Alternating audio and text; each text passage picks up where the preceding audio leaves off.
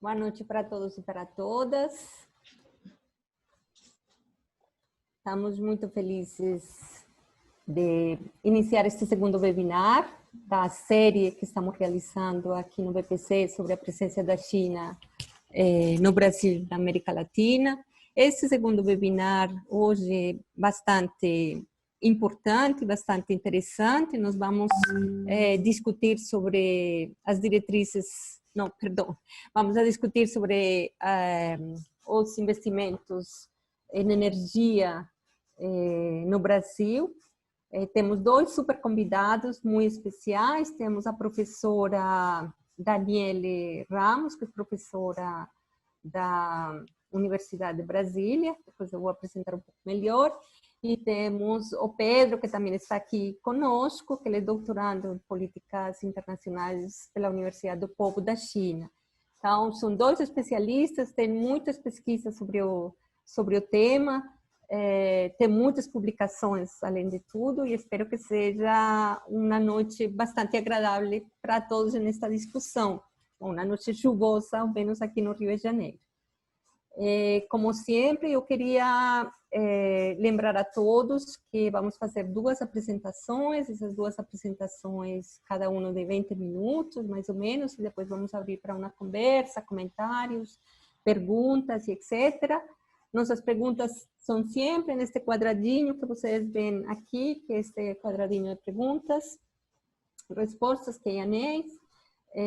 Nós passamos as perguntas para nossos palestrantes, de uma maneira que é muito mais fácil, para um pouco não fazer as perguntas repetidas e um pouco organizar essas perguntas. Também queremos avisar que estamos fazendo uma apresentação esta apresentação, esse webinar vai estar em vivo e em direto também pelo Facebook, então também todos muito bem-vindos.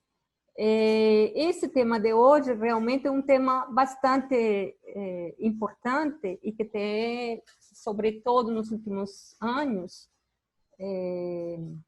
tem muita, digamos que tem muita relevância no Brasil pelo notável aumento dos investimentos chineses no Brasil, obviamente, mas além de tudo, porque a China aparece como um dos principais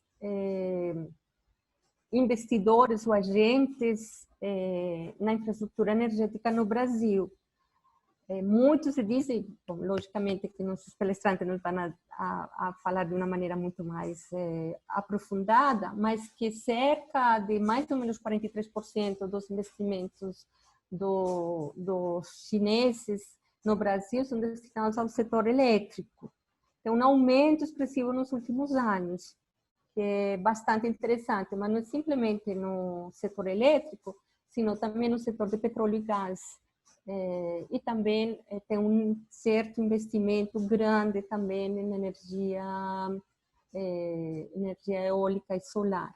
Então, para discutir um pouco esse tema, esta participação, digamos, que também no Brasil, mas também na América Latina, nós temos convidado e vamos a começar aqui com a professora Daniele Ramos, que ela é professora do Instituto de Relações Internacionais da Universidade de Brasília.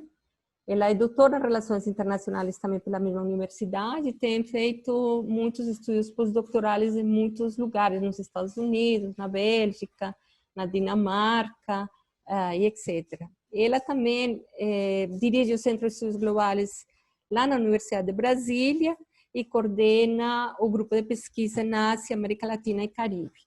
E, logicamente, tem muitas publicações sobre o tema e sobre a China. Eu queria agradecer muito a presença da Daniele, ela haver aceitado o nosso convite. Queria começar com ela, então. Então, Daniele, uns 20 minutos para a tua apresentação. Então, boa noite a todos e todas. É um grande prazer estar aqui com vocês. Eu gostaria, em primeiro lugar, de agradecer a Maria Helena Rodrigues pelo convite e a toda a equipe do BRICS Policy Center. Queria também dizer que é uma honra, uma alegria estar aqui dividindo esse webinar com o Pedro Henrique Barbosa, um colega que divide esse tema comigo há um certo tempo já. A gente vem se encontrando nos eventos internacionais, a última vez foi na LASA. Enfim, é um grande prazer estar aqui, tenho certeza que a gente vai poder debater esse tema de uma forma bem legal ao longo dessa 1h30 que a gente vai passar aqui juntos. Vou compartilhar minha tela, espero que eu faça isso bem rapidinho.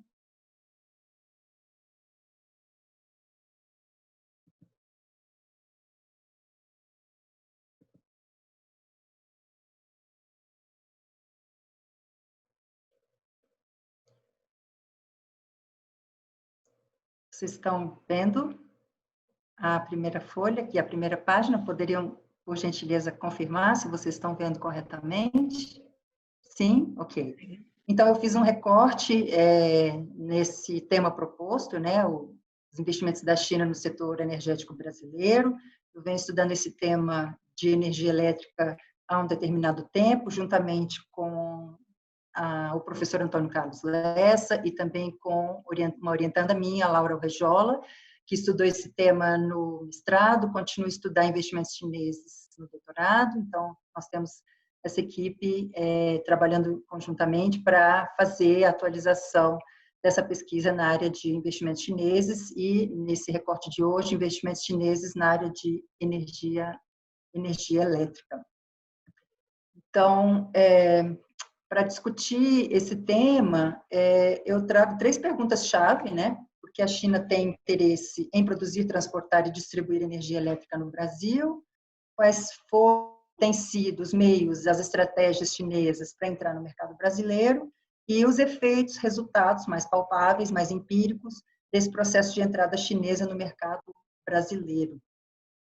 Então, os objetivos dessa apresentação seriam 3, em compreender as causas, os meios e os fins dessa presença chinesa no Brasil. Ou seja, por que a China vem investindo cada vez mais no setor de energia elétrica brasileiro, quais são as estratégias, quais são os elementos brasileiros, né, do mercado brasileiro que são favoráveis à entrada da China e quais são os resultados ou fins alcançados nesse setor nos últimos anos, principalmente a partir de 2010, mais especificamente a partir de 2017, a gente tem um resultado bem palpável com a aquisição da CPFL pela State Grid. Então, esses são os resultados bem claros que a gente vai discutir aqui. A gente tem interesse em produzir, transportar e distribuir energia, e por que o Brasil acolhe esses investimentos? Quais são os interesses das duas partes, tanto do Brasil quanto da China? Então, indo de forma bastante direta, nem falando em hipótese, né, mas já falando de achados, eu encontrei, não só eu, mas quem vem pesquisando nessa área, os argumentos e os resultados são bem convergentes. Temos argumentos no nível global, no nível nacional e no nível empresarial. São 3 níveis de análise. Na segunda-feira eu tive o prazer de participar de um outro webinar para discutir o trabalho da Michele Badin, do Fábio Morosini. Eles discutiram principalmente do ponto de vista legal, normativo e do ponto de vista empresarial, estratégias empresariais chinesas, e eu vou trazer um pouco dessa discussão para o nosso webinar de hoje. Então, a China, no âmbito global, a China busca insumos para o seu próprio desenvolvimento. Então, a China quer facilitar não só os negócios na área de energia elétrica, mas facilitar outros negócios que se aproveitam desses recursos, né, que a China consegue obter na área de energia elétrica. O segundo argumento do nível global, né, é que a China quer aumentar a sua capacidade empresarial. O governo chinês tem o grande objetivo de apoiar as empresas estatais da área de energia elétrica a se tornarem cada vez mais competitivas. E, por fim, há uma saturação do mercado interno que leva essas empresas a investir em escala global. Eu vou diminuir isso aqui para facilitar a visualização dos demais presentes. Acho que assim está melhor, né? Uhum. Então, são esses 3 grandes objetivos, né? Buscar insumos para o seu próprio desenvolvimento, permitir que empresas estatais se tornem mais competitivas no mercado mundial e permitir que essas empresas tenham opções de negócios, não investindo apenas no mercado interno, mas também no mercado global. Então, a China realiza investimentos em energia elétrica para promover o seu próprio desenvolvimento e ter acesso a recursos naturais como grãos, minérios, produtos energéticos essenciais para o seu desenvolvimento, atender às necessidades de crescimento de suas empresas e consolidar a integração de mercados, consumidores, estendendo laços comerciais, investimentos, infraestrutura. Paracana fala que a China tem como objetivo a conexão e a cooperação. Então, esses são dois termos que sintetizam bem esses objetivos globais chineses. E no Brasil, o que vem ficando cada vez mais claro é que a China quer ser um grande líder do mercado de energia elétrica. A State Grid entra com o objetivo de ser o primeiro, né, a primeira empresa na área de energia elétrica, não só do Brasil, mas da América do Sul. Esse é um objetivo que a China vem perseguindo nos diversos setores nos quais ela entra como investidor, como comerciante, como aquele também que vai fornecer empréstimos. Então, a partir da aquisição da State Grid, da CPFL pela State Grid, esse objetivo fica cada vez mais claro. E o objetivo é não apenas o setor de transição, geração, mas também de distribuição de energia elétrica. Então, no âmbito nacional, aí entra o Brasil, né? Quais são os interesses do Brasil perante a China na área de energia elétrica? É resolver problemas de infraestrutura. O Brasil tem grandes déficits de infraestrutura. No caso da energia elétrica, né, há um grande interesse de acolher esses serviços, esses produtos chineses, que tenham preços competitivos e alta tecnologia embutida nesses serviços e nesses produtos. Então, a China vem oferecendo uma capacidade de, por exemplo, transporte de energia elétrica em alta velocidade, com alta capacidade, com ferramentas que outros concorrentes não teriam a oferecer. Então, o Brasil busca as oportunidades de negócio para enfrentar suas crises políticas e enfrentar também as suas crises de regulamentação do setor de energia elétrica. A gente vai ver com os exemplos mais práticos que isso foi um elemento muito forte na decisão de acolher os investimentos chineses a partir de 2013, ainda no governo Dilma Rousseff. Então, o Brasil aceita esses investimentos chineses para promover o crescimento interno, compensar deficiências da indústria e também regulatórias e garantir o acesso à sua própria energia, às suas matérias-primas e ter acesso à tecnologia de ponta chinesa, mas tudo isso com a cautela de não se tornar dependente de um único fornecedor chinês.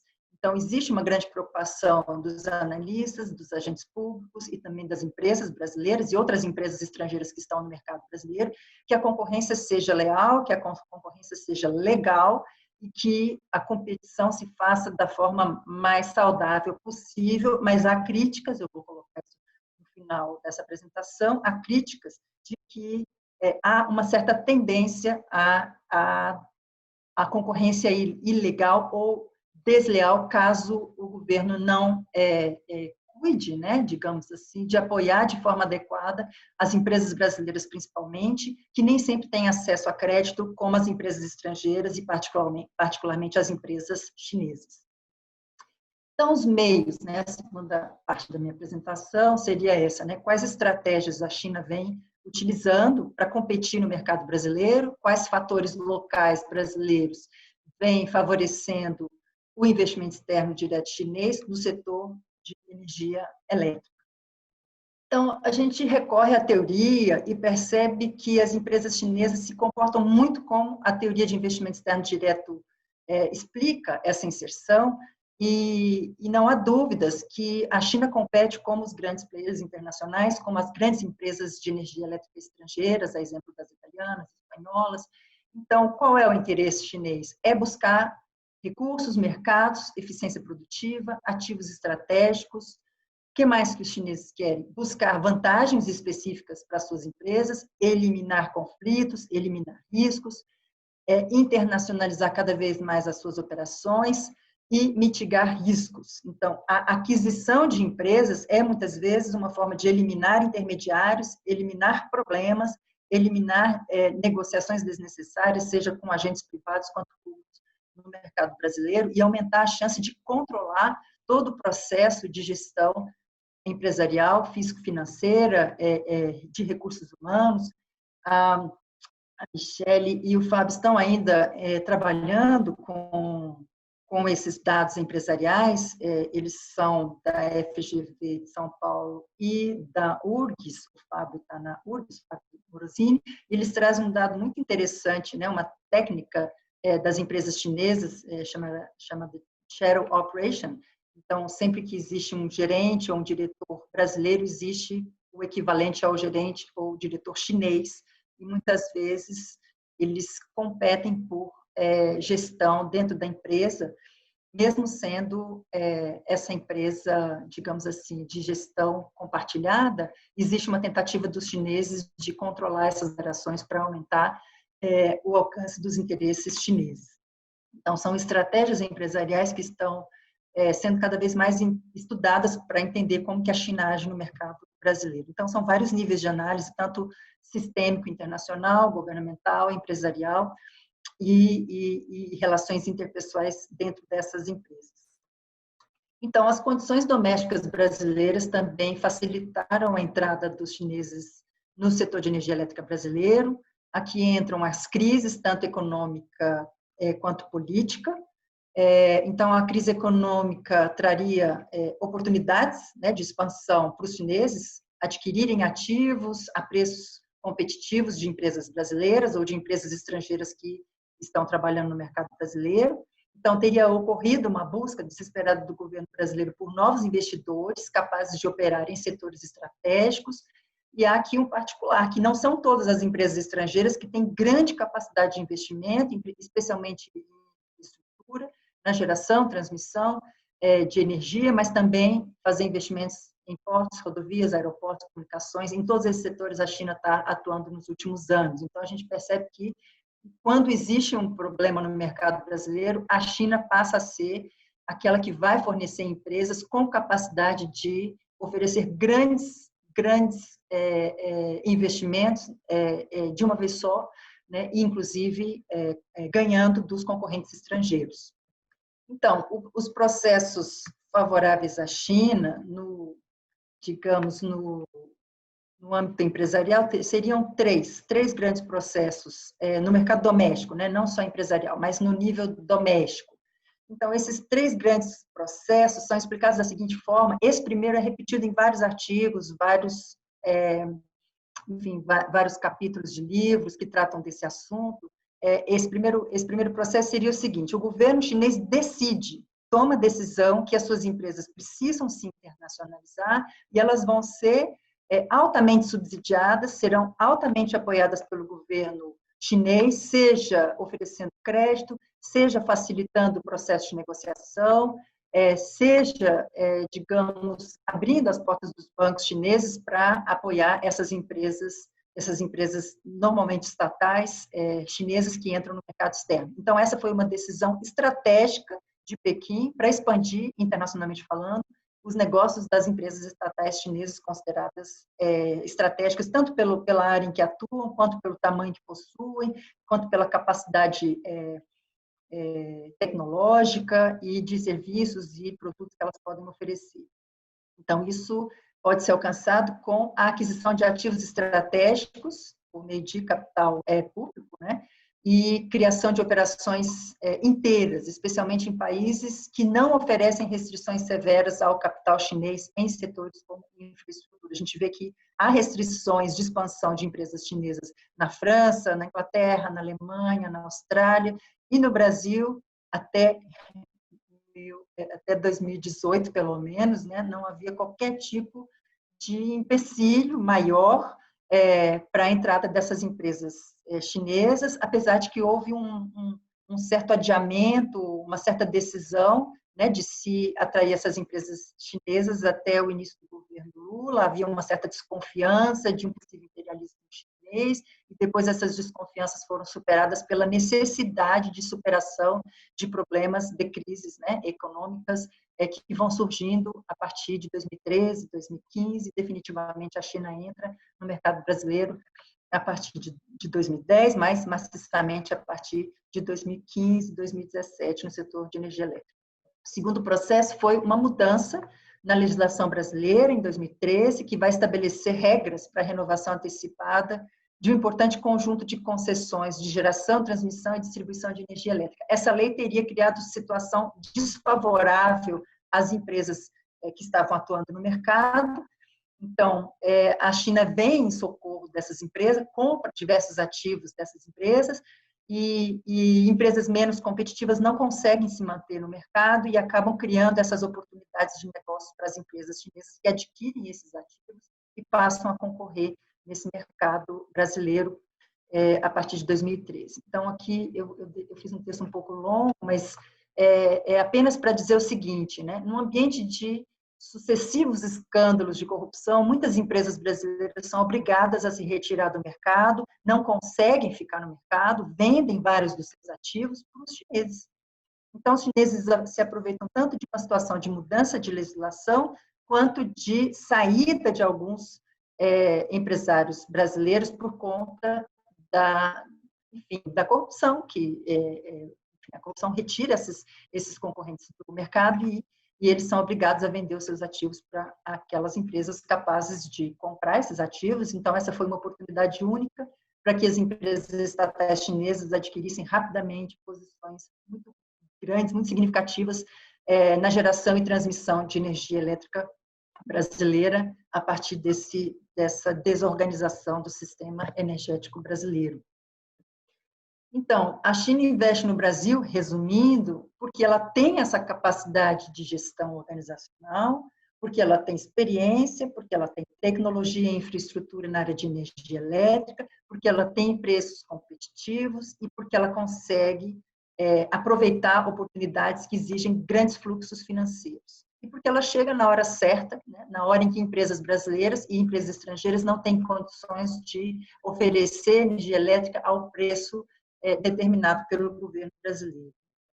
Então, quais são os resultados, os efeitos dessa entrada chinesa no mercado brasileiro? Em primeiro lugar, a China entra de diversas formas, né? Por meio da aquisição de empresas. Então, as empresas chinesas adquirem ativos de empresas, as empresas chinesas adquirem ativos de empresas brasileiras de energia elétrica ou de outras empresas multinacionais, portuguesas, espanholas. Ela participa de leilões para concessão, né, de projetos de transporte de energia, o leilão de Belo Monte, são mais de 12 mil quilômetros já construídos pela State Grid, e a China passa a ser um grande gerador e emissor de energia no Brasil, concorrendo pelas primeiras posições. Então, essa é uma mudança muito significativa que acontece no mercado brasileiro, principalmente a partir de 2010, como eu falei para vocês. Essa é uma postura que a China adota não só no Brasil, mas também em outros mercados latino-americanos, né, de ser um grande ator, um grande investidor em infraestrutura, não só de energia elétrica, mas também de consolidação de empreendimentos na área de transporte, portos e ferrovias, por exemplo. Então, essa meta se torna muito clara a partir de 2010, né, dos chineses fazendo investimentos em diversos pontos do mundo e também na América Latina, e isso, enfim, passa a ser o perfil chinês no mundo inteiro, não só na América Latina. Então, apenas em termos percentuais, a China investiu de 2003 até 2018 46% na área de energia, 30% na área de petróleo e gás e 8% na área de mineração. Então, esses três grandes setores, né, são o foco dos investimentos chineses no Brasil de 2003 a 2018. De forma mais específica, dados do Conselho Empresarial Brasil-China, dados mostram que nos últimos 2 anos, né, 2019 e 2018, o investimento foi em torno de 1,8 bilhão, né? Quase 2 bilhões nos últimos 2 anos, e um acumulado de 100 bilhões de 2007 até 2018, com mais de 200 projetos finalizados ou em andamento. Ou seja, não tem como falar não para os chineses, né? Não tem como recusar a presença dos chineses no mercado brasileiro. Então, a gente percebe quão contraditória a política brasileira dos últimos 2 anos, né? Porque diz não para um parceiro que tem grande capacidade de investimento em setores-chave do mercado brasileiro. Então, a tendência é que haja uma correção de rumos nos próximos anos, acreditamos nisso, por conta da crise que deverá se aprofundar nos próximos anos, das dificuldades do Brasil de retirar, né, recursos estratégicos de áreas estratégicas, né? Então, não tem como não investir nessas áreas estratégicas e não comprometer o desenvolvimento brasileiro como um todo. Então, os chineses continuam, os jornais mostram isso, né? Um passo mais lento, mas os chineses continuam investindo no mercado brasileiro, também no mercado energético. Então, aqui só para vocês terem uma ideia, né? Em 2018, né, a China investe em extração de petróleo e gás, 600 milhões de dólares aqui no Brasil, 256 milhões na área de indústria, em 2019, 1 bilhão e 81 milhões, energia elétrica, 785 milhões. Então, no total, né, digamos assim, os chineses têm investido de uma forma constante no setor de energia elétrica, no setor de mineração e no setor de petróleo e gás, como o Henrique deve comentar com a gente daqui a pouquinho. Então, no setor de energia elétrica, fusões e aquisições desde 2016 tem sido uma prática muito recorrente, foram mais de 15 operações de fusões e aquisições do setor elétrico, somando quase 86 bilhões, né, no valor de firma, o Enterprise Value. 95% dessas aquisições foram feitas por estrangeiros, mais especificamente pelos chineses. Então, essa é a grande novidade a partir de 2016, a entrada dos estrangeiros, particularmente dos chineses, no mercado brasileiro de energia elétrica. E em julho de 2016 foi o grande evento, né? A compra da CPFL pela State Grid, pelo valor de mais de 40 bilhões de reais. Então, os leilões também, como eu falei para vocês, são muito importantes. Eles foram responsáveis pela aquisição de 15,9% dos empreendimentos, o restante foi adquirido por empresas estrangeiras, 73% de privados, 10% de estatais. Então, estaria ocorrendo ou não uma concorrência desleal? Essa é uma pergunta que está sendo feita, né, pelos analistas, pelos economistas, pelos analistas de relações internacionais. Então, haveria uma crescente participação de empresas estrangeiras. Não há provas, né, de que estaria caracterizado um subsídio legal, apenas há essa pergunta, que o contexto seria muito favorável a essa conduta de concorrência desleal e ilegal, porque o crédito estrangeiro para os estrangeiros seria muito mais barato, muito mais acessível do que para os nacionais. Então, há países que reagiram de uma forma bastante, digamos, que a gente fala, né, energética, ou de uma forma bastante radical, como os australianos, os americanos e os ingleses, né, que adotaram medidas bastante restritivas para evitar o avanço indiscriminado das estatais chinesas. A State Grid foi impossibilitada de assumir o controle da Ausgrid na Austrália, porque isso representava metade, né, digamos, do controle do mercado dentro dessa empresa na Austrália. Então, o risco Brasil, como a gente vem observando, é sempre muito elevado. As empresas nacionais partem para uma competição em desvantagens, não conseguem tomar empréstimos em bancos no país como as empresas estrangeiras conseguem. Nos leilões de geração e transmissão, os aspectos específicos de cada empresa vão ditar o preço e as empresas estrangeiras, querendo ou não, acabam tendo uma grande competitividade em comparação com as empresas brasileiras. Então, o que a gente percebe não é só porque a empresa chinesa tem digamos, uma tecnologia que ela consegue entrar. É porque elas têm o capital, o apoio do governo e condições de adquirir financiamento de uma forma muito mais fácil do que as empresas brasileiras estão conseguindo no mercado atual. Para terminar minha fala, né, resumindo, fazendo essas considerações finais, que a gente pode perceber é que o setor elétrico brasileiro passa por uma forte reestruturação na década de 90, com a mudança da regulamentação, das leis, atinge uma nova forma de organização que conhecemos a partir dos anos 2000. Há cada vez mais uma presença de empresas estrangeiras no mercado brasileiro, sobretudo com a entrada das empresas estrangeiras chinesas, sob forte influência do governo, né, chinês, com subsídios do governo a essas empresas estatais chinesas. Há uma grande preocupação para reduzir essa dificuldade das empresas brasileiras de competir de igual para igual com as empresas estrangeiras. Então, as regras de licitação e leilões, essa é a recomendação dos analistas, devem deixar os competidores nacionais e estrangeiros em condições de igualdade, e o que se percebe é que nem sempre isso é possível. Então, eu termino com essa análise e fico à disposição de vocês para eventuais perguntas, eventuais considerações e críticas, sempre muito bem-vindas. Deixo aqui meu contato, agradeço mais uma vez pela oportunidade e pelo prazer de estar aqui dividindo essa mesa com o Pedro Henrique. E aí eu vou só parar de compartilhar minha tela a partir de agora e agradeço mais uma vez a Maria Helena pela mediação e pelo convite. Muito obrigada.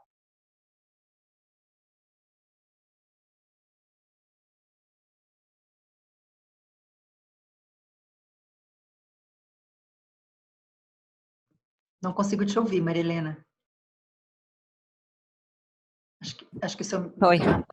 Não, super obrigada, Daniela. Eu acho que você traz dados muito importantes e muito novos e uma discussão que eu achei super interessante, essa discussão nova, se é desleal ou não, essa concorrência, ou como lidar, digamos, com essa presença tão forte e tão profunda da China nesse setor elétrico. E para continuar nessa discussão, então, eu queria chamar aqui, apresentar aqui a Pedro Henrique Barbosa. O Pedro é um especialista também nesses investimentos da China, especialmente tudo que tem a ver com petróleo. O Pedro vai trazer para nós essa discussão hoje. Ele é doutorando em políticas internacionais pela Universidade do Povo da China. Tem discutido e publicado desde muitos anos atrás sobre as relações Brasil e China, China-América Latina, e especialmente agora sobre essa discussão sobre os investimentos em petróleo. Pedro, muito obrigado por estar conosco. 20 minutos, Pedro. Obrigado, Maria Helena. Obrigado, professora Daniele, também pela excelente apresentação. É sempre um prazer poder dividir esse espaço de debate, não só de debate, mas também de trocar impressões sobre os nossos trabalhos. Obrigado, Maria Helena, pela apresentação. Obrigado também pelo BPC, pelo convite. E é um prazer vir aqui hoje debater um tema que tem... Eu acho que está todo mundo vendo agora, né? Sim.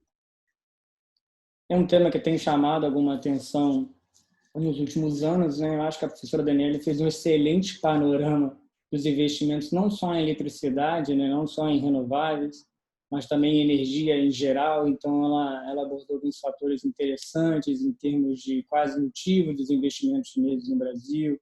Eles, de alguma forma, também se aplicam ao setor de óleo e gás. Ela mencionou alguns fatores perenes, alguns fatores temporários, porque eles investem aqui, quais os fatores que atraíram essas empresas para o Brasil. Então, o meu objetivo seria mais focar na abordagem de tentar entender o que aconteceu entre o Brasil e China, mais especificamente no campo de petróleo, ao longo desses últimos 20 anos. Então, essa é uma pesquisa que eu tenho feito, como a professora disse, como parte do meu doutorado. Eu sou doutorando em políticas internacionais na Universidade do Povo da China. E lá, um dos temas que eu tenho atacado é esse do relacionamento bilateral em petróleo. E, aproveitando o ensejo, é uma pesquisa acadêmica, né? É uma pesquisa que está em andamento ainda, então suas contribuições sempre são muito bem-vindas, e é uma pesquisa totalmente que aborda um aspecto pessoal. Não há de nenhuma forma minhas opiniões que serão expressas aqui refletem as opiniões do meu atual trabalho. Eu acho que para entender o relacionamento bilateral entre Brasil e China em petróleo, eu identifico 4 pilares nesse relacionamento. O primeiro seria um pilar de comércio bilateral, outro pilar seria de investimentos chineses, né, estrangeiros diretos, outro pilar seria de serviços, projetos de infraestrutura, de engenharia, construções, enfim, diferentemente de investimentos. A empresa chinesa vem para o Brasil prestar um serviço, mas ela não é dona do ativo, ela não é dona do projeto. E, por fim, o quarto pilar seria o empréstimo. Para a gente entender o relacionamento bilateral em petróleo, eu acho que a gente tem que entender um pouco o que aconteceu na China ao longo desses 20 anos e, ao mesmo tempo, a gente tem que entender o que aconteceu no Brasil ao longo desses 20 anos. O que aconteceu na China em termos de petróleo? No meio desse gráfico, a gente vê alguns fenômenos interessantes. Vamos lá. A parte em azul, esse gráfico ele reflete, né, a oferta de petróleo cru. Eu só trabalho com petróleo cru ao longo dessa análise e também traz a taxa de dependência de importações da China. Se a gente observar a produção doméstica chinesa ao longo dos anos, que é essa parte em azul, ela se mantém relativamente estável, não oscila tanto e às vezes ela até oscila negativamente. Na parte de cima, vamos imaginar em cima dessa parte vermelha, como se ele fosse o topo dessa parte vermelha, haveria uma linha, que essa linha é a linha do consumo chinês. Se a gente vê ao longo dos anos, houve um aumento exponencial do consumo chinês de petróleo. Ao mesmo tempo que o consumo aumenta, a produção doméstica ela não acompanha. Então, a matemática é muito simples. Você tem que cobrir este ato, essa diferença, pelas importações. E é isso que a gente vê nessa linha verde, que é a taxa de dependência de importações.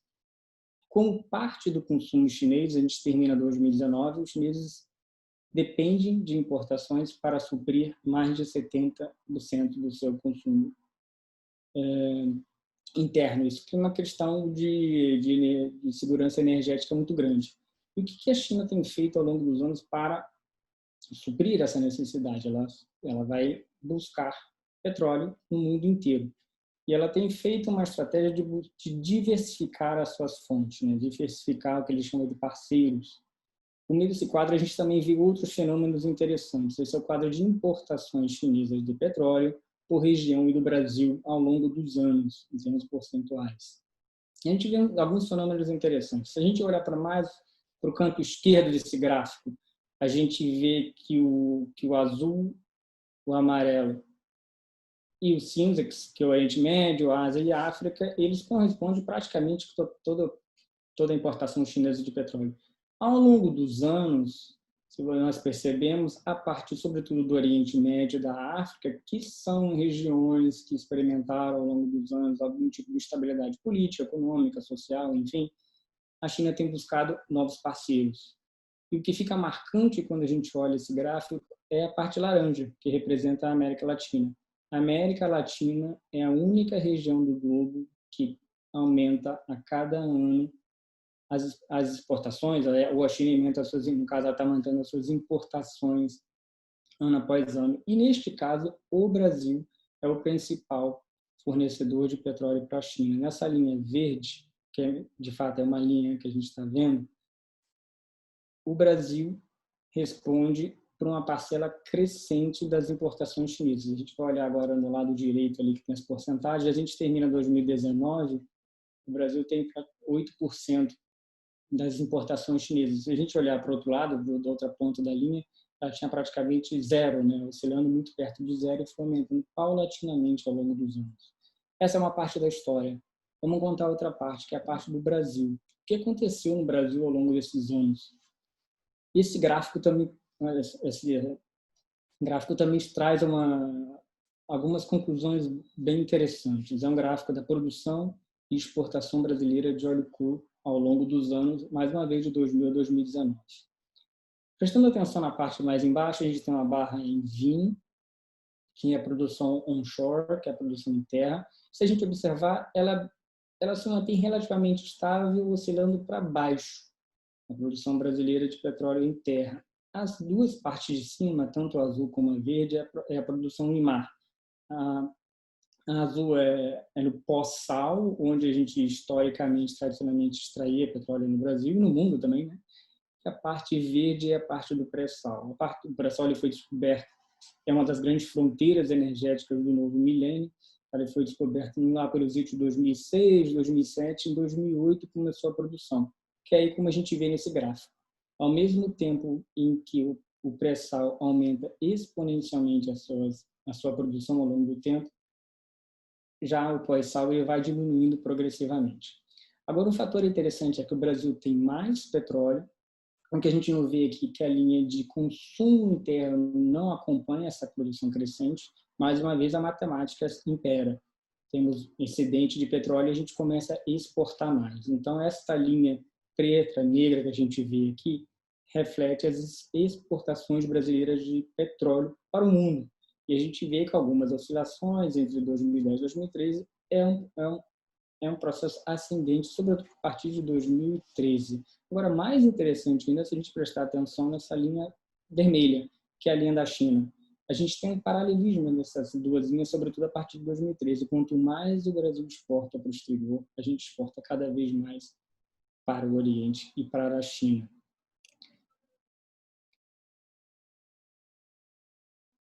Agora, dando uma olhada nos projetos de infraestrutura e os investimentos que são os outros dois pilares desse relacionamento bilateral em petróleo, a gente também vai ter algumas conclusões interessantes. Esse é o gráfico dos investimentos chineses e projetos de infraestrutura no Brasil ao longo dos anos, a partir de 2006, quando houve o primeiro projeto de infraestrutura. A parte azul é projetos de infraestrutura, são serviços, como eu havia explicado. A parte verde é o Greenfield, são novos projetos. E a parte marrom é de Brownfield, são fusões e aquisições. O que a gente pode observar é que ao longo desses anos, em termos acumulados, temos 28 bilhões de investimentos em petróleo no Brasil. E, majoritariamente, 20 bilhões são nessa parte marrom, que são fusões e aquisições. Depois a gente tem mais 4 bilhões em novos projetos, que eles se concentram em 2013 e 2019. E também temos os projetos de infraestrutura que eles variam ao longo do ano. Tem uma concentração em 2010. E agora tem um fator bem interessante, eu chamo a atenção para vocês, dessa linha preta. Essa linha preta ela reflete o preço do barril de petróleo, tipo Brent, ao longo dos anos. Agora, um fenômeno interessante quando a gente analisa os investimentos chineses no Brasil é que eles refletem muito uma lógica, parece mercadológica. Essas empresas, grandes empresas petroleiras, as 4 grandes que estão aqui no Brasil, elas investiram mais aqui quando o preço do petróleo estava lá em cima. Que era mais ou menos nos anos 2010, 11, 12, 13. Quando os preços começam a cair, eles retiram a mão, não investem tanto no Brasil, e quando começa a melhorar em 2016, eles sobem novamente. Agora, para onde foi esse tanto dinheiro chinês em termos de investimentos em produção aqui no país? Esses são os blocos de petróleo das empresas chinesas que investem no Brasil, tirando a Sinopec, que é o próximo slide. A gente pode observar que a CNODC, que é a CNPC, é o nome que ela usa no Brasil, temos a Quinol, que é a Sinochen, e mais uma menor aqui no Brasil. Eles têm investido bastante no setor de produção brasileiro. E a gente vê que eles investem tanto no pré-sal como também no pós-sal. Agora, chama a atenção que algumas empresas têm investido bastante no pré-sal, que é o caso dessas 2 primeiras, né, que participaram de 2 marcos do setor de petróleo brasileiro, que foi o leilão de Libra, em 2013. Se a gente voltar naquele gráfico lá, a gente consegue ver que tinha muito investimento novo em 2013, como também teve muito em 2019, que foi o leilão de Búzios, que atualmente é o maior campo em águas profundas do mundo, que também está no pós-sal. Mas além dessas 4 empresas aqui, a principal é... Não estou conseguindo mudar agora. Vamos lá. É a Sinopec. A Sinopec é a que mais tem investido no Brasil ao longo dos anos. E ela tem já acumulado todos esses blocos com essas respectivas porcentagens. E a Sinopec, uma característica interessante, que ela não investe tanto diretamente, ela vai por meio de parceiras, que é a Repsol Sinopec. Ela comprou uma parte da Repsol e se fundiu, na verdade, criou uma joint venture com a empresa espanhola, e comprou uma parte da Petrobras, que é uma petroleira portuguesa, que as duas já estavam investindo no Brasil há muito tempo, e continuaram investindo depois dessa união com a Sinopec. Agora, uma consequência natural desses investimentos acumulados chineses ao longo dos anos é o aumento da produção de petróleo por parte deles. Agora, uma coisa interessante é a gente tem números desde 2011, né, os números que estão disponíveis. Em um curto espaço de tempo, que vai de 2011 até 2019, a gente vê as empresas aí e depois as outras empresas chinesas, né? Há um crescimento significativo das empresas chinesas. E no ano de 2019, se nós formos analisar em termos de nacionalidade, as empresas chinesas já são as terceiras maiores produtoras no país. Isso usando um conceito que a gente fala de equity production. Quando eu falo, por exemplo, da Sinopec, a Sinopec é uma empresa, no caso com a Repsol, ela tem uma porcentagem da empresa. Isso também reflete, óbvio, a porcentagem que eles têm no bloco. Mas, fazendo essa análise, os chineses já são os terceiros maiores produtores do Brasil em um espaço de tempo de 9 anos. Agora, tão interessante voltando um pouquinho mais naqueles números anteriores, os 28 bilhões que eles investiram aqui no Brasil ao longo dos anos. Se a gente fizer um quadro, uma comparação internacional com os números que a gente tem no mundo, e vamos pegar pegando os dados do China Investment Global Tracker, Investment Tracker, que é uma base de dados internacional, tem seus problemas, mas é uma referência para a gente poder comparar os investimentos chineses no caso do Brasil e com o mundo. Se nós pegarmos entre 2010 e 2019, que em 2010, como a gente viu naquele quadro lá, quando de fato começaram os investimentos, né, os IEDs, a gente vê nessa base de dados 132 bilhões de investimentos chineses no mundo inteiro. 132 e mais um pouquinho. Se a gente pegar os 24 bilhões que são de fato FDIs, IEDs que aconteceram no Brasil ao longo desse mesmo período de tempo, a gente vê que o Brasil representa basicamente 18% do total. É claro que é uma estimativa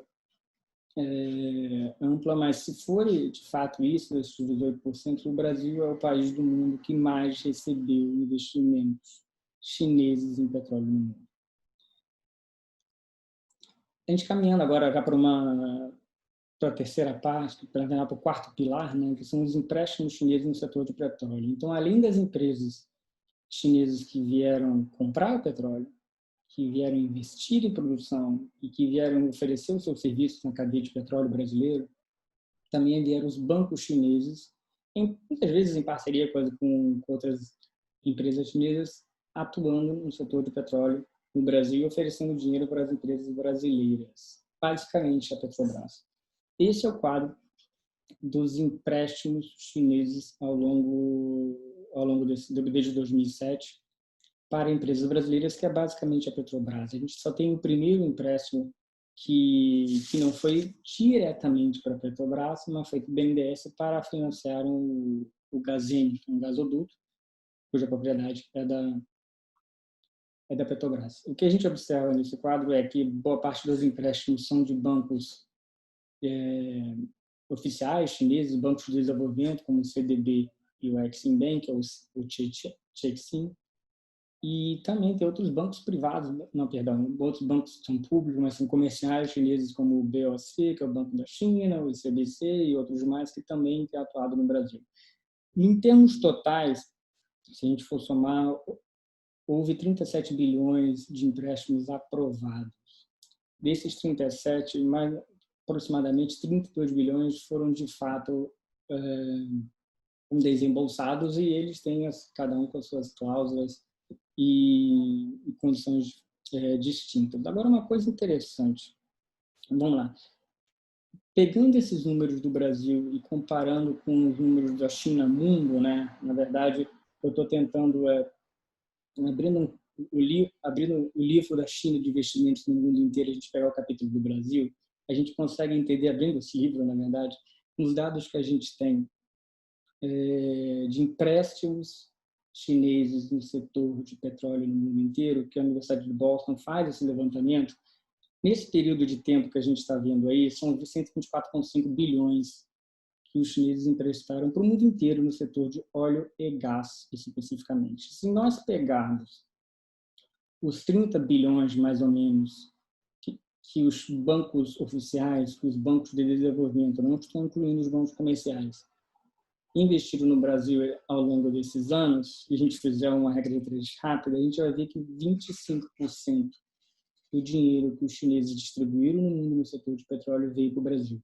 E o Brasil é o segundo país receptor, depois da Rússia, de petróleo no mundo. Então, o Brasil, de fato, tem um papel importante dentro desse livro chinês de investimentos no mundo. E não só o Brasil, né? A gente vê como a Petrobras é o maior operador, ela também foi uma beneficiária desses empréstimos. Esse quadro mostra as finanças, os empréstimos da Petrobras ao longo dos anos, de 2009 para cá, de 2009 até 2019. 2009, quando começaram, foi o primeiro empréstimo de fato chinês para a empresa diretamente.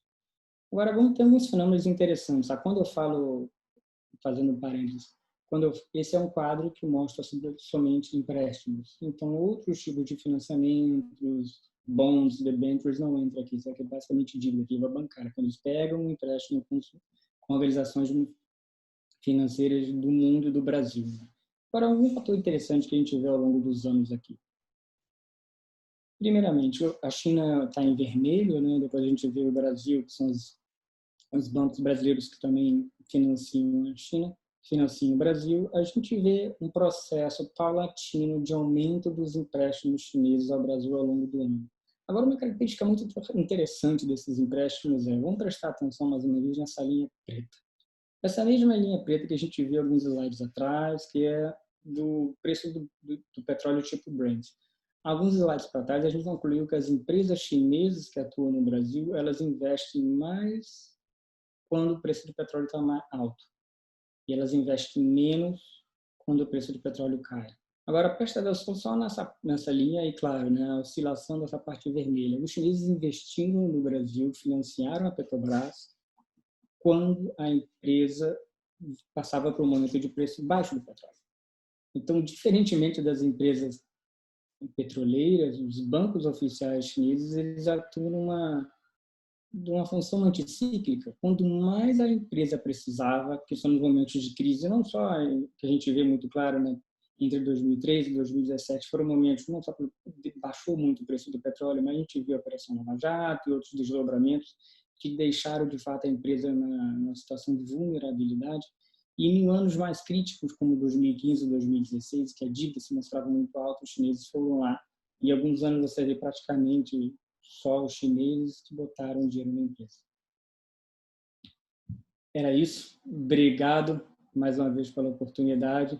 Estou ansioso para escutar os comentários, críticas, enfim. Obrigada, Pedro. Acho que dados que nós não tínhamos muito claros, eu acho que você trouxe foi muito interessante essa discussão sobre todos os empréstimos e essa participação da China real no segmento do petróleo no Brasil.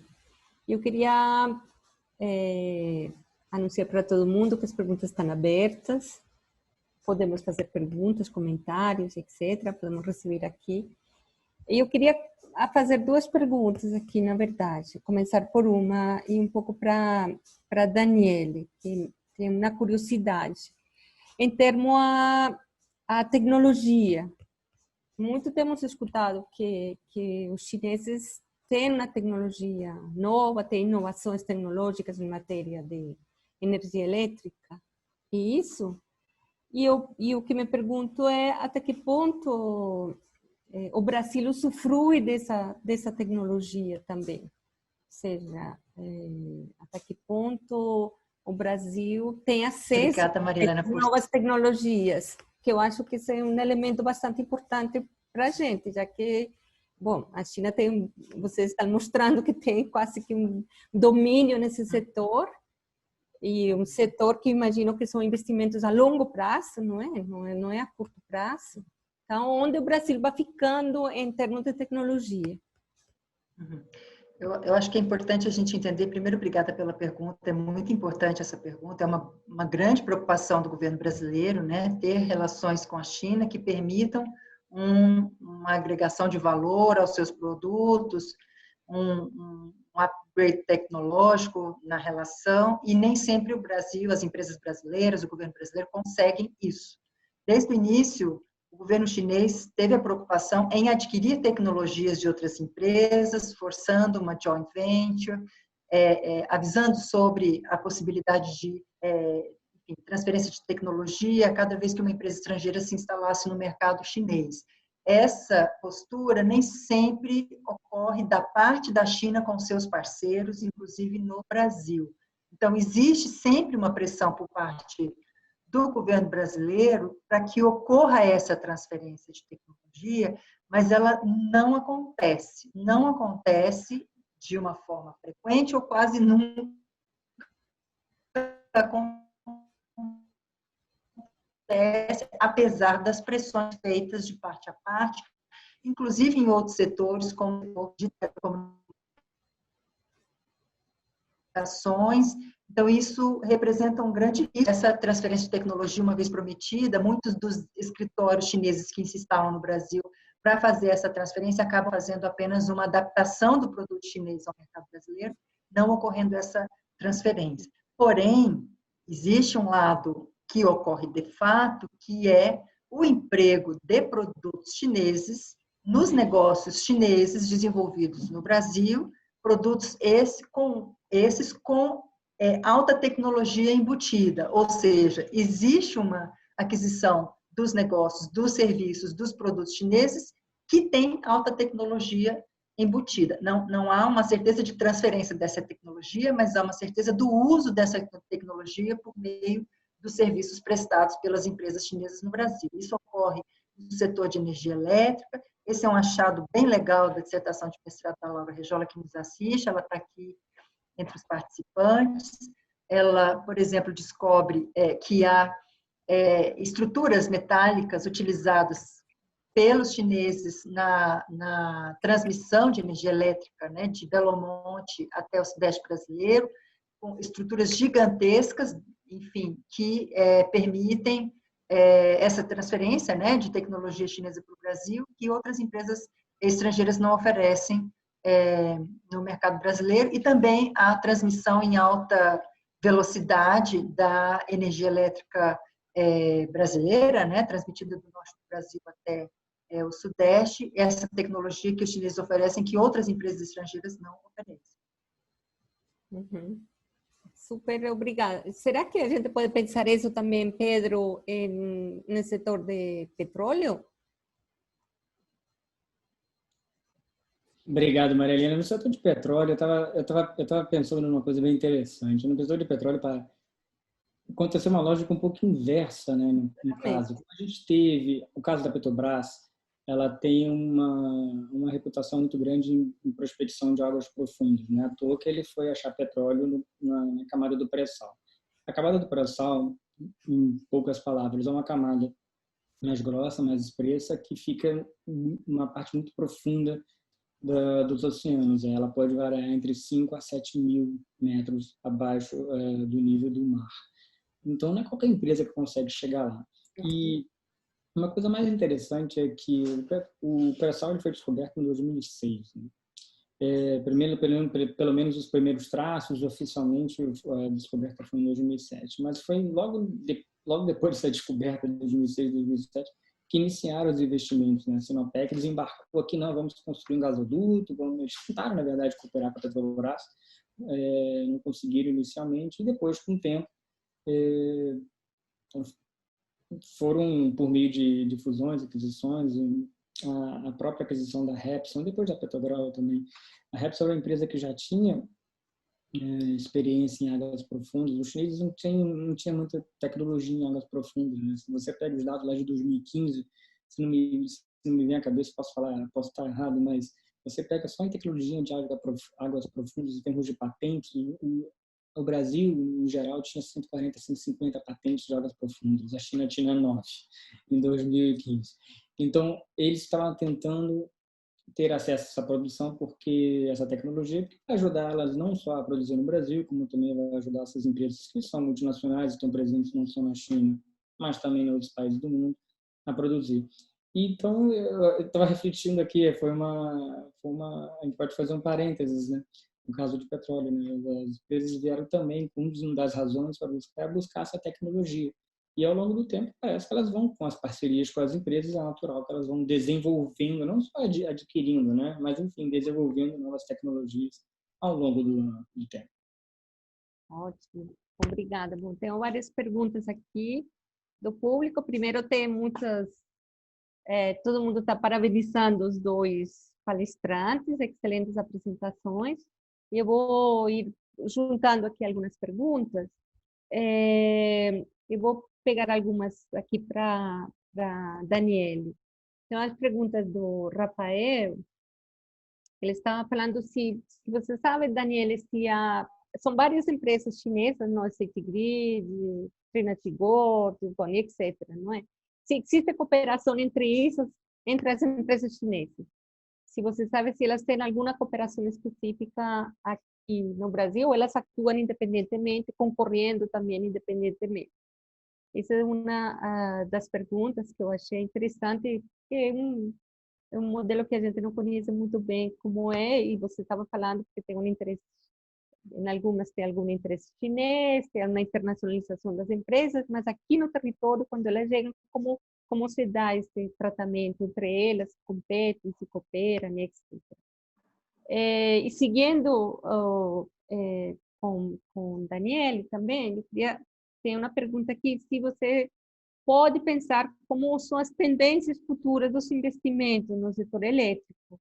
Se tem ser as mesmas características, muitas aquisições, por exemplo, que essa a linha, digamos, essa perspectiva, ou se de repente tem alguma outra possibilidade de outros investimentos, não sei. E se, como vocês veem, isso para os dois, como vocês veem o impacto da pandemia no sector, e sobretudo nos investimentos, bom, no Brasil e no mundo inteiro. Se você quiser, começamos, Daniele, com você. Então, existe uma cooperação entre as empresas chinesas, muitas vezes elas atuam em forma de consórcio, trabalham juntas na aquisição de uma única empresa. Existe o apoio do governo a determinadas empresas que acabam saindo na frente mais do que outras. Existe uma tendência de cada vez mais empresas chinesas entrarem no mercado brasileiro, não serão apenas State Grid ou China Three Gorges. Então, cada vez mais empresas chinesas vão entrar no mercado brasileiro e a tendência é que elas acabem concorrendo umas com as outras. Mas, por enquanto, a gente não sente essa concorrência excessiva uma com a outra, por conta até da gestão que o governo chinês faz nessa entrada das empresas no mercado brasileiro. Com relação à segunda pergunta, sobre as tendências, eu ligaria a terceira pergunta, que tem a ver com a pandemia. A Agência de Energia Internacional, ela vem fazendo estudos sobre esse cenário de 2020, e esse estudo mostra que o mercado de energia elétrica, comparado a outros mercados, tende a sofrer menos. No caso, haverá uma retração, de acordo com a Agência de Energia Internacional, uma retração de 10% do mercado de energia elétrica nos próximos meses, quiçá no próximo ano, porque, enfim, isso significa também que as empresas de energia elétrica tendem a diminuir os seus investimentos nos próximos anos, mas não tanto quanto outros setores de energia, certo? Então, existe essa tendência de diminuição de negócios, mas o impacto teria sido menor do que outros setores, por conta do próprio uso de energia elétrica no cotidiano das pessoas, no cotidiano das empresas, ok? Então, essa é a tendência para os próximos anos, ou seja, a pandemia afeta, apesar de que a China sai na frente no mercado internacional, recuperando o fôlego antes dos outros países, das outras empresas. Então, a gente percebe que, inclusive, os jornais dizem isso, né? Que as empresas chinesas já deram um pontapé para retornar os investimentos, inclusive no Brasil, agora no final do ano de 2020, a tendência é que elas voltem a investir a partir de 2021, com menos fôlego, mas com muito interesse, né, de retomar esses negócios pouco a pouco. E o que os próprios estudiosos dizem é que o novo normal não será mais normal e muito provavelmente ainda vamos esperar pelo menos um ano até que as empresas entrem com tudo nos investimentos nos próximos anos. Então, é um pouco essa tendência, né? Que haja uma retração, menos no setor de energia elétrica. Como os mercados dos países em desenvolvimento são muito carentes desses investimentos, a tendência é que eles atraiam esses investimentos para superar os problemas das crises, né? Por conta do grande choque que eles enfrentaram, até muito mais do que os países desenvolvidos. Então, a tendência para os negócios no futuro são bem importantes, apesar de que temos que levar em consideração os elementos políticos, né? A gente sabe que o governo brasileiro de Bolsonaro tem um discurso muito dúbio, ora se aproxima, ora se afasta, ora, enfim, então a gente vai ter que enfrentar nos próximos meses essas variedades nas posturas, né, do governo brasileiro perante o investidor chinês. Mas acredito que o pragmatismo vai falar mais alto e que, muito provavelmente, as empresas chinesas vão concorrer de igual para igual com as empresas estrangeiras e até mesmo as empresas nacionais, sabendo que os processos de privatização foram adiados sem data para retornar, mas que provavelmente os leilões e as aquisições vão continuar a ocorrer nos próximos meses. Obrigada, Aniele. Bom, eu tenho aqui uma série de perguntas, eu vou tentar ir Eu queria perguntar. Bom, ótimo. Tá. Eu estou achando mal barato estar com a professora aqui, que a gente consegue fazer esse paralelismo, né, entre investimentos em eletricidade de um lado, eu jogo agora para o lado no setor de óleo e gás, e que é um pouco diferente, né, que a gente vê as perspectivas do setor para esse mundo Covid que a gente vive. E é interessante, tem alguns fenômenos que a gente viu ao longo desse ano, né? E claro que eu vou focar um pouco mais em Brasil e China. E, de fato, houve uma diminuição no consumo mundial, né? Até por causa dessas restrições de navio, de circulação de pessoas e mercadorias. E isso reflete, claro, nos preços. Agora, essa temporada, enfim, essa queda nos preços teve um reflexo muito grande na China. A China começou a comprar muito petróleo recentemente, e vários analistas dizem que é para repor os estoques. A China mantém estoques de petróleo, a quantidade de estoques não é um dado público, mas enquanto o consumo decresceu na China também, que eles passaram por um lockdown por um período de tempo, eles comprando ainda petróleo, isso indicaria que eles estavam tentando, talvez, restabelecer essas reservas deles, ao mesmo tempo que a gente também viu ao longo do ano, finalzinho do ano passado, algumas escaramuças, disputas estratégicas aí dentro dos países produtores, a Rússia, a Arábia Saudita, enfim, alguns desentendimentos que houve essa oscilação daquela linha preta que a gente viu, ela estava bem tensa, se a gente for analisar só no ano de 2020. Mas agora, voltando para o caso de Brasil e China, eu acho interessantíssimo, porque nós terminamos o ano de 2015, no ano de 2019, como quinto maior fornecedor de petróleo para a China. Se a gente olhasse para 2000, né, 2001, 2002, a gente era no número 30, algo assim. Então, houve uma evolução muito grande ao longo dos anos, até 2019. E em termos bilaterais, em termos de relacionamento bilaterais da China, que importar petróleo dos seus principais parceiros, o crescimento do Brasil foi o maior crescimento experimentado no mesmo período de tempo. Então, em termos percentuais de crescimento, foi o Brasil. Isso não parou em 2020, o mais interessante é isso. Enfim, eu estava olhando antes daquela palestra alguns dados parciais, que iam até, se não estou me enganando, até outubro. O Brasil já é o terceiro principal fornecedor de petróleo para a China. Então, enfim, é um ano que ainda está se desenrolando, ainda está terminando, mas ainda tem que desenrolar. Mas parece que a tendência é a gente manter esse grau de números altos de exportação para a China, não só esse ano, mas também nos próximos anos. Eu digo isso também pelo seguinte fator. Se a gente voltar naqueles slides que eu mostrei ali, houve investimentos muito grandes chineses no setor de pré-sal. Em campos de pré-sal, eles são conhecidos por ter uma maior produtividade. Então, se a gente lembrar aqui, não consegui trazer o slide, mas no caso da CNPC e da Sinopec, que começaram a produzir mais no Brasil nos últimos 3 anos, e houve uma explosão. Por que houve essa explosão? Porque eles estão investindo em campos de pré-sal. E esses campos de pré-sal não atingiram a maturidade deles. Então, é possível, super provável que haverá um crescimento dessa produção por parte de empresas chinesas, como eu havia trabalhado com o conceito de equity production. Vai haver esse aumento ao longo dos próximos anos, e, mais uma vez, se o nosso consumo não conseguir atender essa produção excedente, esse petróleo vai ser exportado e pode ser exportado também para a China, né, imagino. Tá ótimo, tá? Porque aqui tinha uma pergunta que eu vou fazer, bem específica, Pedro, para você, que é do Cândido, que ele está perguntando o seguinte: com a quebra do monopólio das empresas estatais sobre a importação de petróleo na China em 2015, as refinarias independentes passaram a poder processar petróleo importado por meio de cotas de importação. E ele estava perguntando se isso afetaria as exportações brasileiras. Imagino que não, porque você está falando que é o contrário, né? A gente está aumentando. Pergunta, excelente pergunta. Já estou doido para responder, mas termino. Não, mas é isso.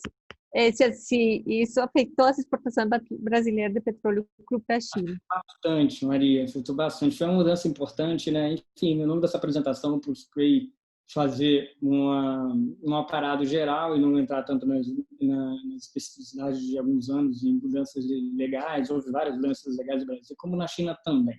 E uma mudança muito interessante na China, que a partir de 2015, refinarias privadas elas começaram a receber autorização para importar também. O que acontecia até então na China é que as empresas estatais, refinarias estatais, basicamente são essas quatro, né, que a gente tem trabalhado aqui e conversado aqui ao longo desse debate.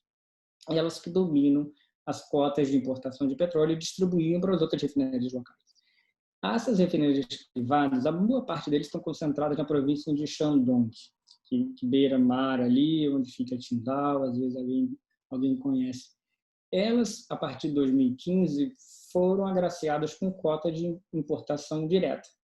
Isso foi para a Petrobras uma excelente notícia, porque ela conseguia negociar diretamente com quem estava mais comprando o petróleo da Petrobras.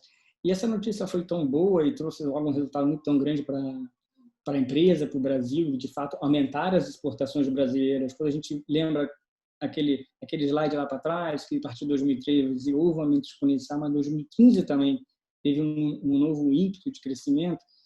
E isso, em parte, foi causado por essas que a gente chama de teapots, que são essas refinarias independentes na região, que criaram uma relação tão boa com a Petrobras, né, com os traders da Petrobras, que a Petrobras, em 2019, resolveu alugar tanques de petróleo lá na mesma província, né? Fazer tankagem, que é basicamente você exportar esse petróleo, a empresa alugou esses tanques, bota o petróleo lá e fica trabalhando no mercado spot, né? Que é o mercado direto. O preço vai variando, eles vão vendo quem oferece mais, enfim, o mercado, oferta e demanda.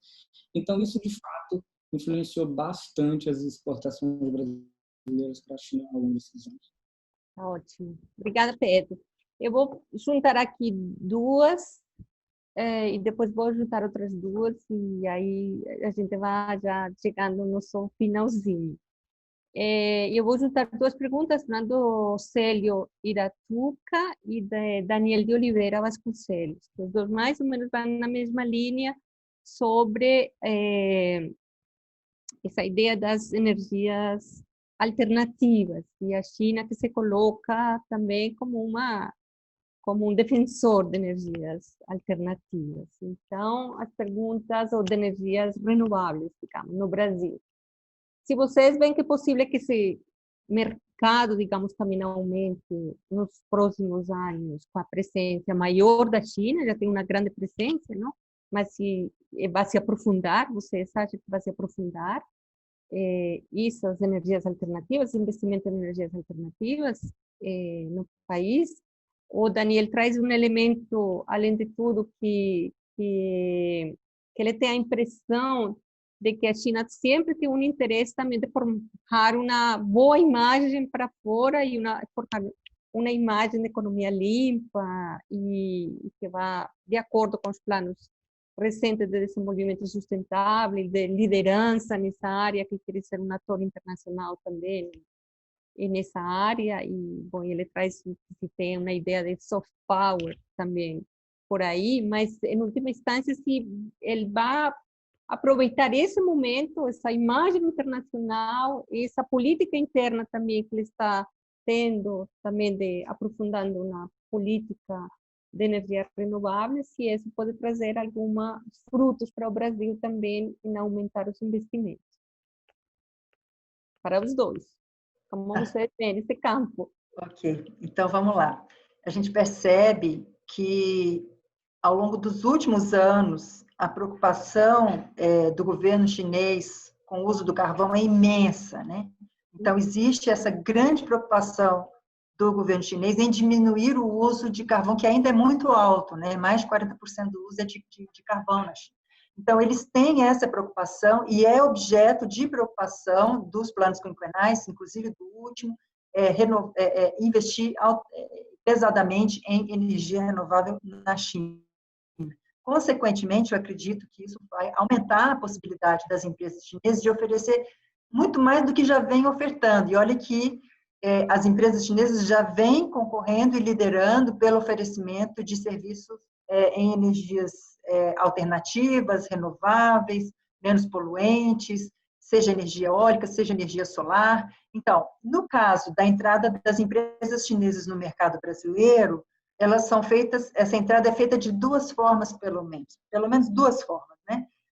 E isso já vem ocorrendo há diversos anos, né? Nos últimos 5 anos, pelo menos, existe uma tentativa cotidiana dos chineses para entrar no mercado brasileiro de eólica fotovoltaica, e os chineses aguardam, né, uma regulamentação, aguardam os leilões, e estão agindo, enfim, de forma direta, trabalhando com os governos estaduais, com os governos municipais, na ausência dos leilões, na ausência de uma legislação mais clara, mais efetiva. Então, em entrevista com agentes do Ministério de Minas e Energia, né, a gente já vem monitorando isso, né, que existe uma pressão das empresas chinesas para atuar nesse mercado, esperando as chamadas, mas mesmo sem as chamadas, tentando agir de forma junto a esses governos estaduais e locais, quando da ausência, né, dessa posição do governo federal.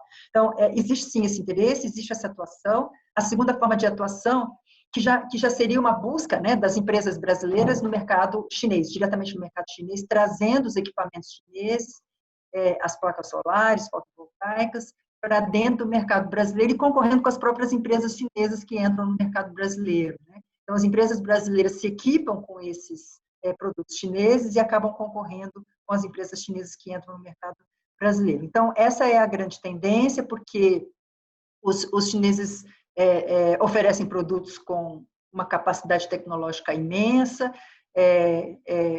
Isso também é objeto de pesquisa dos meus orientandos, do Vitor Tives, da Laura Rejola. As placas solares acompanham o Sol como girassóis, enfim, têm preço altamente competitivo, se estendem por campos imensos, né? Existem recordes das empresas chinesas, né? de campos e campos de placas fotovoltaicas e também de parques eólicos. Então, eu acredito que essa sim é uma grande tendência, né, do mercado brasileiro, de acolher essas empresas chinesas que vão concorrer com outras empresas, talvez até desbancando empresas estrangeiras que entrem no mercado brasileiro. E há uma grande pressão das agências internacionais. O último relatório da Agência Internacional de Energia é sobre energias renováveis, o relatório de 2020, então há uma pressão das agências internacionais para que isso aconteça. Haverá, muito provavelmente, de acordo com a apresentação da Anatoni, que a gente teve o prazer de receber no Centro de Estudos Globais ontem, juntamente com o professor Eduardo Viola e o professor Guilherme Casarões. A Anatoni coloca muito isso, né, que haveria uma pressão do governo Biden, assim que ele assumir, por investimentos cada vez mais em projetos sustentáveis, né? E o Banco dos BRICS também vem com essa tendência, né, do qual o Brasil faz parte, China também, de que todos os projetos financiados pelo banco sejam sustentáveis, né, sejam, enfim, preferencialmente baseados em energia renovável. Então, nesse sentido, eu acho que sim, é uma grande tendência. Eu agradeço o Célio pela pergunta, nosso colega lá da Unicamp. O Pedro, Eu faço comentário também, antes de mais nada, vou agradecer ao professor Célio Aratuca, né, que é um dos economistas brasileiros que mais entende China na atualidade. Na verdade, ele é uma das minhas referências, quando eu estava estudando petróleo, tanto ele é renovável e não renovável. Eu estava lendo os textos dele, ele tem uma publicação bastante extensa, né, em termos de Brasil e China, na parte econômica, sobretudo, e é uma referência para a gente. Então, tem uma pergunta, ele fazendo pergunta, já me deixa aqui uma responsabilidade muito grande de ter oferecer algo de qualidade. Fica muito difícil para chegar no nível dele, mas a gente tenta. Vamos lá. Falar de energia renovável e falar de futuro, enfim, eu vou fugir um pouco do campo de petróleo, né, porque o petróleo é energia não renovável. Mas se a gente observar os estudos que a gente tem para frente em termos de expectativas para o futuro, né? A gente tem uma base de dados muito interessante, que é a Bloomberg New Energy Finance, NEF. Ela faz alguns estudos muito interessantes, como também a professora tinha comentado, o Outlook também faz uns estudos interessantes. Se a gente vê para 2050 uma porcentagem muito grande de energias renováveis na composição da matriz elétrica mundial. E na composição da matriz energética brasileira, elétrica brasileira, isso não seria diferente. Né? O Brasil é uma potência limpa. A gente tem uma matriz limpa. A gente tem calcado em eólica, a gente calcado, claro, hidráulica primeiro, mas depois eólica, enfim. E eles trabalham com um horizonte que mais de 50% da matriz energética mundial, elétrica, não vamos confundir, vai vir de fontes renováveis e a maioria seria solar e eólica. Isso é muito interessante quando a gente traz isso para o Brasil, os investimentos das empresas chinesas no setor elétrico no Brasil. Vou fazer só um parênteses, professor. Agora, uma coisa mais interessante é que a China tem demonstrado, não só no Brasil, mas também em outros países, que ela investe mais onde o país tem uma vantagem comparativa. É inegável que o Brasil, como eu falei, tem uma vantagem comparativa em energia renovável. A gente tem um potencial em eólica, solar, hidráulica enorme. Então, se a gente pegar a composição dos investimentos chineses em eletricidade no país, eles se concentram nisso. E é super interessante você fazer essa comparação, como eu tenho feito no trabalho de petróleo, com os investimentos chineses em outras partes do mundo, tanto os investimentos como os financiamentos. Mais de 40% não estão nessas energias. Elas estão em energias não renováveis, primeiro é carvão, depois vem petróleo, enfim. A China investe mais nos países em carvão. E, de fato, ela investe porque ela entende melhor. A matriz energética chinesa ela é ainda tem um peso muito grande de carvão. E isso reflete, é natural que as empresas tenham um conhecimento maior disso e investem nisso. No Brasil, não. Eles investem mais em quem? Em hidráulica, eles investem em eólica, eles investem em solar. Então, é um movimento muito interessante, né? Se você vê que, ao mesmo tempo que o Brasil tem uma matriz energética, tem uma matriz elétrica, para ser mais preciso, bem limpa, os chineses também continuam limpando ela. Eles continuam investindo nessas mesmas fontes e que o Brasil, de fato, tem uma vantagem até interessante, né? Você vê essas mesmas empresas investem na China, né? Não as mesmas, mas várias delas, as grandes investem em carvão na China e outros, e vem aqui investir em eólica, vem investir em solar. E, de fato, né, eu acredito que nos próximos anos, além de haver uma certa consolidação nesses investimentos, né, como a professora mencionou, houve um desembolsos altos no setor de eletricidade no Brasil. Ele mencionou o caso da State Grid, que comprou a CPFL, que era um ator importantíssimo aqui no setor elétrico brasileiro. Isso vai se consolidar, mas eu acho que vai continuar uma tendência de eles buscar aproveitar onde a gente tem vontade, né? Onde a gente tem potencial. E, de fato, se a gente pegar o que a gente vai construir nos próximos anos, né? O que já está leiloado, o que já está listado, que a gente vai construir mais de capacidade de geração nos próximos anos, é o quê? É energia mais limpa, né? Que a gente vai fazer muito leilão, já fez, né? Muito leilão de eólica, vai aumentar cada vez mais o solar e PCHs, que são pequenas centrais hidrelétricas que têm um impacto menor, enfim. Então, eu vejo com muita expectativa esses investimentos, não só em petróleo, mas também em eletricidade. Obrigada, Pedro. Junto a isso, vou fazer as últimas duas perguntas. Na verdade, para a gente já ir encerrando aqui, fechando nossa noite aqui de discussão.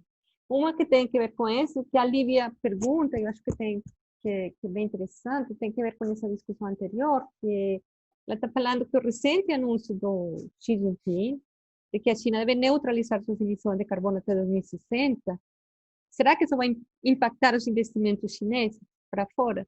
Ou seja, será que a China vai ser coerente com uma política para dentro e na política de investimentos para fora? Levando em conta também com sua política interna. Isso é uma, e eu queria terminar aqui uma que eu achei bastante interessante, já acho que para finalizar, e para os dois também, que é o Diego Magalhães, que é o coordenador do curso de Relações Internacionais da Universidade Federal de Goiás. Ele está trazendo uma discussão aqui, eu acho que a gente poderia fechar com essa pergunta, comentário. Se vocês acham que é significativa, a gente tem escutado bastantes coisas de todos os tipos e de todos os lados, e em algum momento a gente escutou bastante sobre uma oposição muito clara a investimentos chineses e algumas de figuras bem relevantes da política, não? Se recusando ou fazendo uma oposição de que não poderíamos ter investimentos chineses no Brasil, sobretudo em setores considerados estratégicos, não, como energia elétrica, petróleo, transportes, comunicações, que talvez em outros setores sim, mas em outros setores não. Como vocês veem esse panorama um pouco aqui geral no Brasil? E qual é o panorama hoje e qual é o panorama futuro? A Daniela estava falando agora, bom, eu acho que o pragmatismo vai prevalecer, mas um pouco para fechar aqui esta noite, um pouco essa pergunta, assim, de que, bom, esses investimentos chineses, sim, mas não estratégicos, ou não tanto chineses, e vamos abrir-nos para outro lugar, para outros investimentos, para outros países. Então, um pouco para a gente fechar com isso, tá bom? Obrigadíssimo.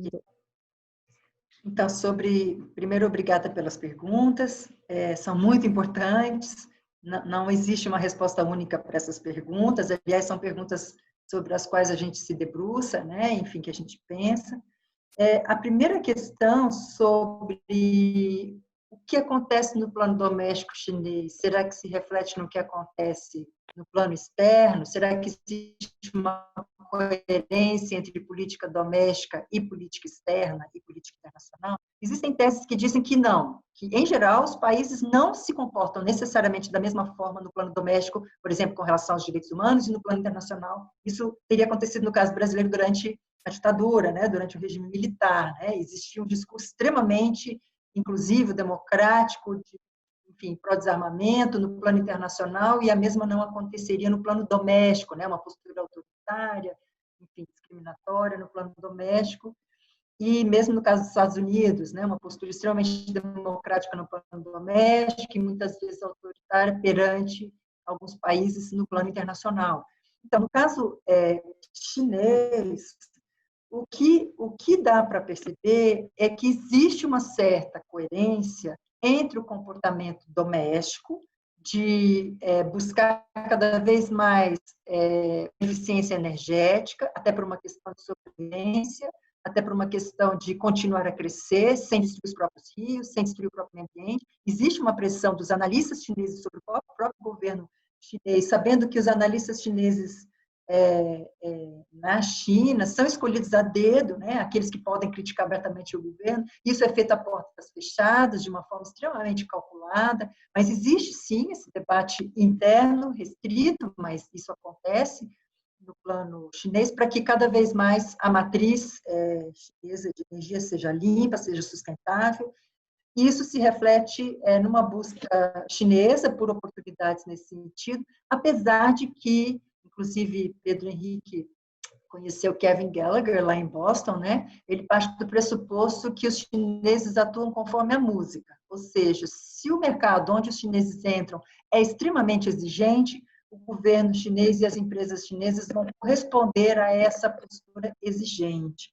Mas se o mercado e as instituições não são exigentes, muito provavelmente as empresas chinesas vão agir conforme as exigências das instituições.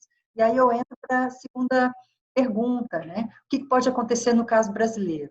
Eu acredito que as estruturas, as instituições brasileiras são muito mais exigentes com relação ao pragmatismo, com relação aos interesses nacionais, do que o próprio governo atual, né, que a gente está, enfim, acompanhando atentamente, né, como que o governo atual age diante dos negócios internacionais, das propostas feitas pelas empresas chinesas.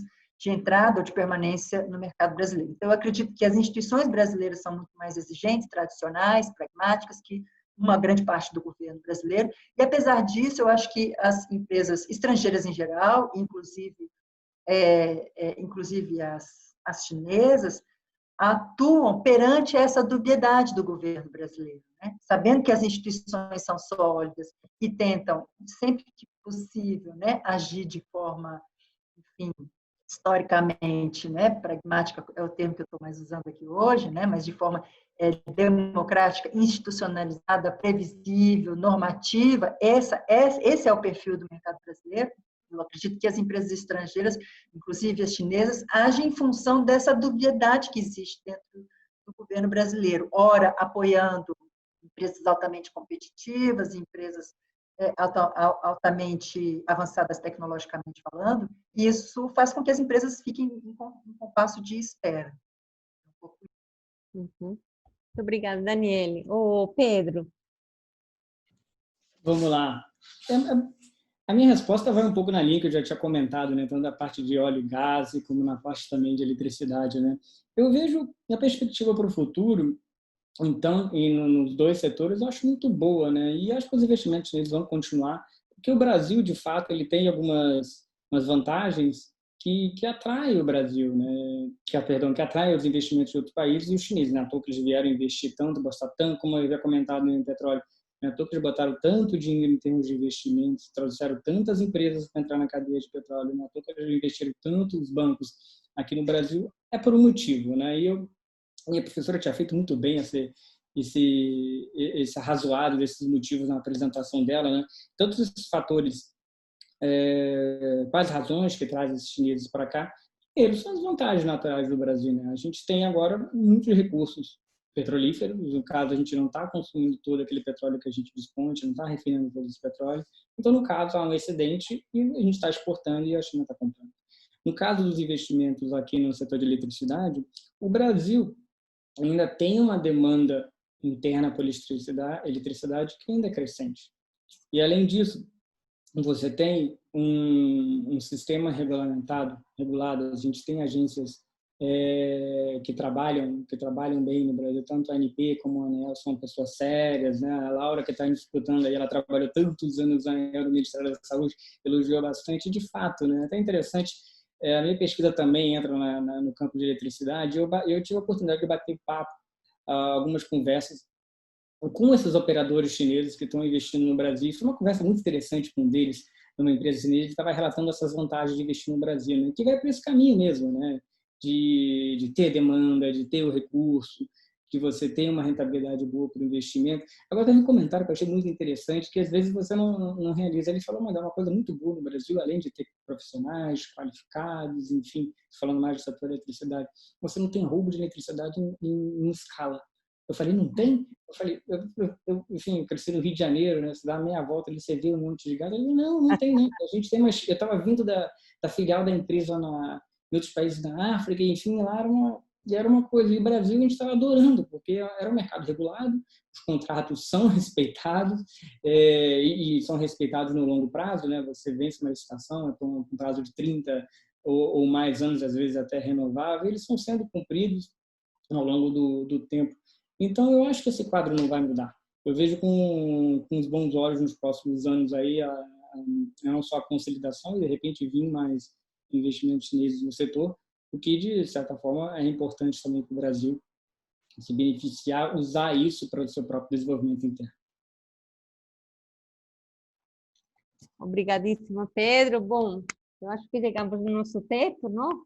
São 8 horas, mais ou menos, bem, nosso reglamento de 1h30, chegamos muito bem. Queria agradecer a todos e a todas por participarem conosco nessa discussão.